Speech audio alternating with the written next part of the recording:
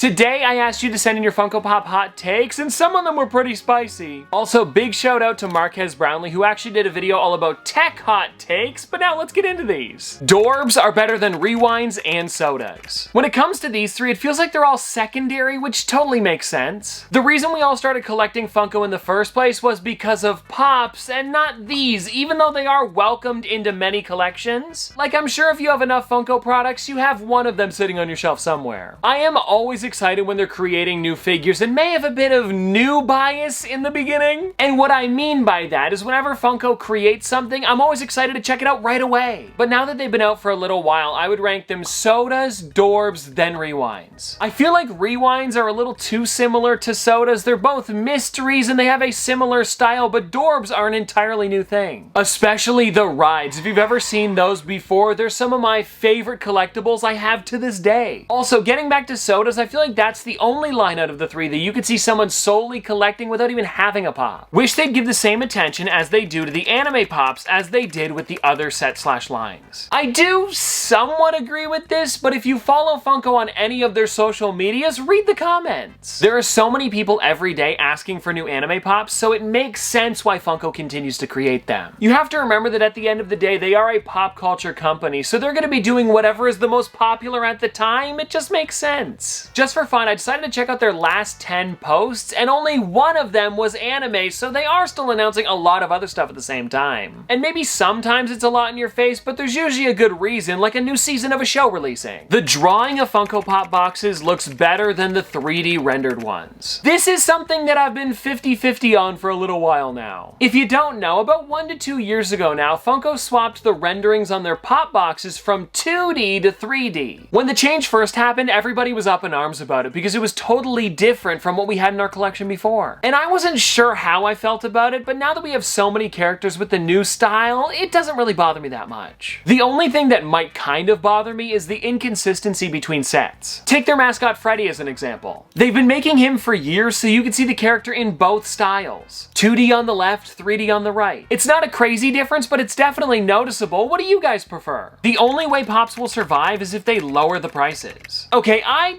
don't think this is true. For me, honestly, it really depends on which figures they choose to release. Now, I would be willing to pay a few extra dollars so that way they could make the figure look even better instead of trying to like cut costs and make them as cheap as possible. I also don't know how cheap people want Funko to make these characters because if you go to their website, they're only $12 to $15. $12 being the regular ones and $15 being exclusives. I mean, you really can't get cheaper than that. They also have sales all the time, and if you spend over $65, you get free shipping too. And I know what some people are gonna say, well, weren't they $8.99 or $9.99 a few years ago? Well, of course it's going to go up a little bit because of inflation. If they keep going in the direction they are now with brand new announcements like Nickelodeon as well as Harry Potter and keeping them at the same price, I'm sure they'll be fine. Funko/Drop still needs to provide their hard stacks for their NFT redemptions. Now, if you order directly from Funko, they do have an option for a $3.50 gift box. I ordered one when they first added this to the website, and it's not bad if you want your figure a bit safer during shipping. I am also though a little bit confused why they haven't added the pop stack option because they do have it for the pop yourself side of the website where you can turn anybody into a Funko Pop, and at the very end right before you check out there is an option for it. It's an extra $8 and I don't know why it isn't available for the rest of the site. At first I was thinking maybe they're coming from different places because these ones here are custom, so there's more like hands-on going on with every single one of these figures,